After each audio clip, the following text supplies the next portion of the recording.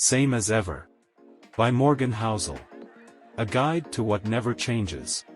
Hi, and welcome to your favorite channel where you can know all about great books in a blink. If you like this content, remember to like and share it with all your friends and family and everyone who's interested in knowing all about great books.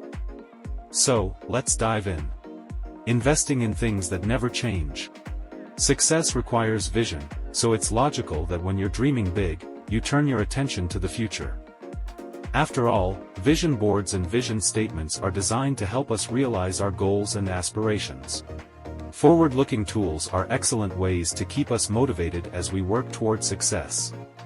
But when we're fixated on attaining our goals, we can sometimes forget to look to the past. And it's in the past that we not only have the chance to learn from our mistakes, but we can also observe another important element of success: human behavioral patterns. As humans, we typically repeat patterns and behave in particular ways. And then there's the matter of circumstances beyond our control. These elements contribute to success, no matter how hard we've worked to make our dreams a reality.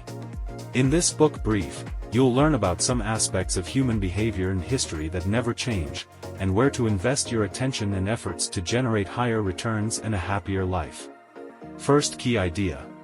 Luck plays a bigger role in your life than you think. At the Battle of Long Island in 1776, George Washington's army faced certain doom against the British fleet.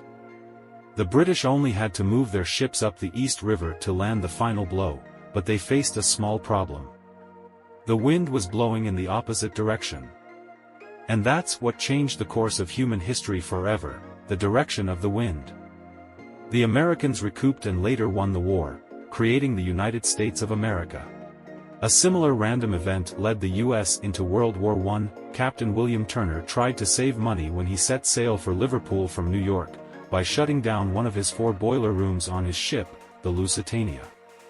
As a result, the slow-moving ship had a chance encounter with a German submarine in the Celtic Sea. The Germans torpedoed the ship and therefore drew the U.S. into World War I. The margins were even smaller for Franklin Roosevelt, while he was campaigning for president near Miami in 1933. A man named Giuseppe Zangara intended to shoot Roosevelt. But he was barely 5 feet tall, so he stood on a chair to take aim. As he fired his gun, he lost his balance and killed Chicago Mayor Anton Cermak instead. Roosevelt won the election 2 weeks later, and went on to implement his New Deal reforms that transformed, and still influence, the U.S. economy. These are 3 pivotal moments that changed the course of history, but there are countless others. And the same is true in your daily life. Random incidents happen, and these go on to influence your life in major ways. For instance, a global pandemic might affect decisions about where you study, what job you take, and who you end up marrying. Put a few chance events together, and you see how the impact grows even bigger. Try as you might, you can never truly predict life or fully plan for it. Do what you can, and let life evolve as it always does. Second key idea. To find happiness, lower your expectations. John D. Rockefeller was one of the richest men who ever lived, but you have access to something he couldn't afford: penicillin. It wasn't available in his time, so whatever your station in life, you have one up on him. That's probably not going to make you pump your fist. After all, most people have access to penicillin now. And that's exactly the point. Humans are often only happy when they can say, "I'm better off than that person." People don't want to be rich, they want to be richer than those around them. Distribute luxuries equally among a group of friends or neighbors, and overnight, those items become everyday necessities. Generally speaking, the quality of human life has improved over the last few hundred years, but it's hard to make people see it that way because they don't feel it. When you adjust for inflation, the average family income in the U.S. was $29,000 in 1955, $42,000 in 1965, and $71,000 in 2021. Home ownership was 12% lower in 1950, and the houses were smaller and less flashy than they are now. But the general mood is lower today because everyone believes things have gotten worse. In fact, The mood is so low that in 2007, the founder of dating site Match.com told the New York Times that $10 million didn't mean much in Silicon Valley anymore. Now, cast your mind back to the 1950s, a time Americans think fondly of. The salary gap between the wealthy and poor was narrower, so few people worried about who was earning more. They loved their small homes and enjoyed simple holidays like camping. Nowadays, vacations are the big thing, and generate prime material for social media. These examples prove one thing. You won't become happy by earning more or acquiring more because you instantly set the bar higher. That's the way it's always been. However, you can achieve happiness by managing your expectations. Lower your expectations on money, the way your boss treats you, how your spouse reacts to you cleaning the kitchen, and what people think about you. That way, you'll be delighted when circumstances exceed your expectations. Third key idea. Your idols will delight and disappoint you. Eliud Kipchoge looked anything but elated for someone who just won gold at the 2021 Tokyo Olympics. According to the excited silver and bronze medalists who waited with him before the medal ceremony, Kipchoge stared at the wall the whole time. He just won gold and made his country exceedingly proud, but he didn't bother to pick up his phone and read messages of congratulations, or see what was happening online. Strange behavior for this era, but not wholly unexpected when it comes to exceptional people. Military strategist John Boyd was one of the best fighter pilots who ever flew an airplane. His ideas were included in the design of planes, and his manual on flying is still used to teach fighter pilot tactics, but his behavior was despicable. He was rude, disrespected his superiors, and screamed at people. At meetings, John Boyd would chew the calluses off his hands and spit them across the table. He would torch hangars if he thought they didn't have proper heating.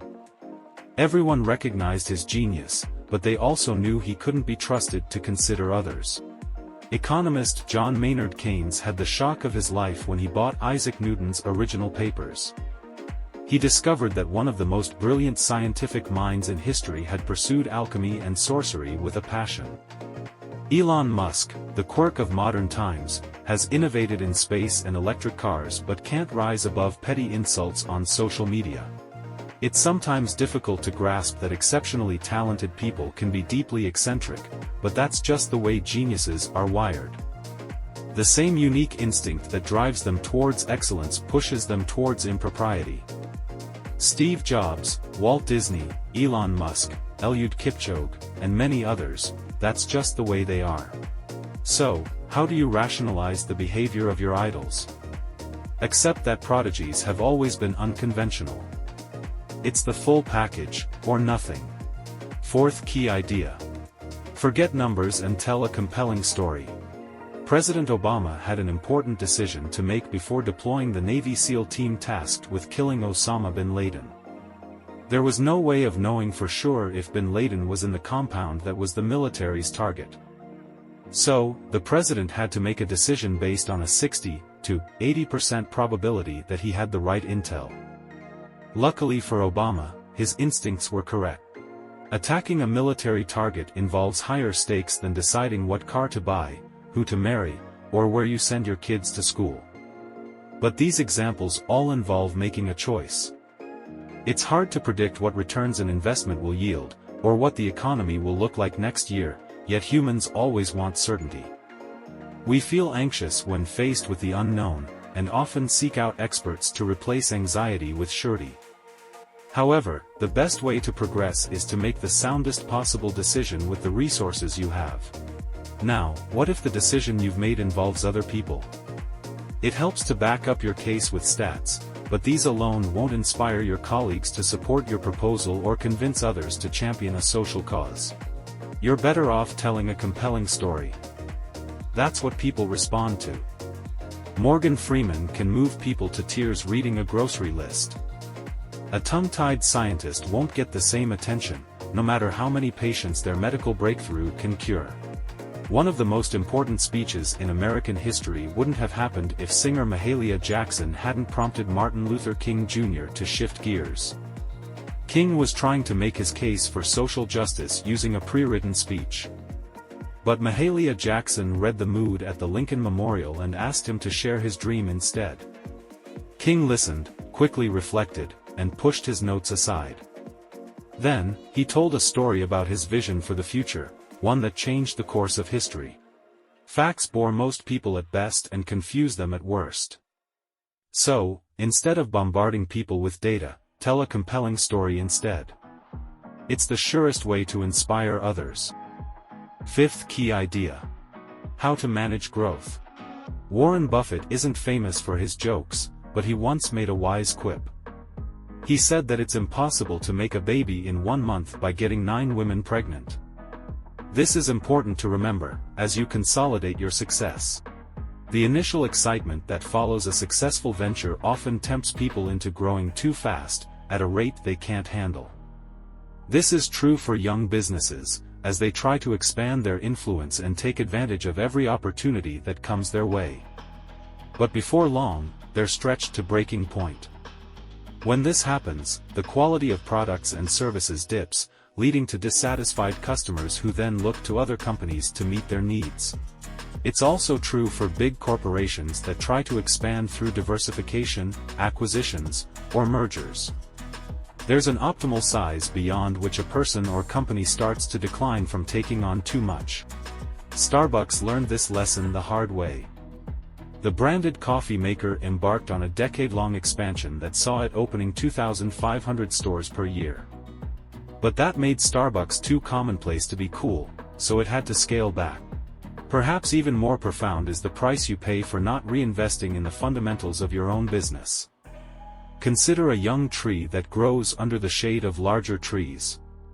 It won't get as much sunlight, so it won't grow that fast.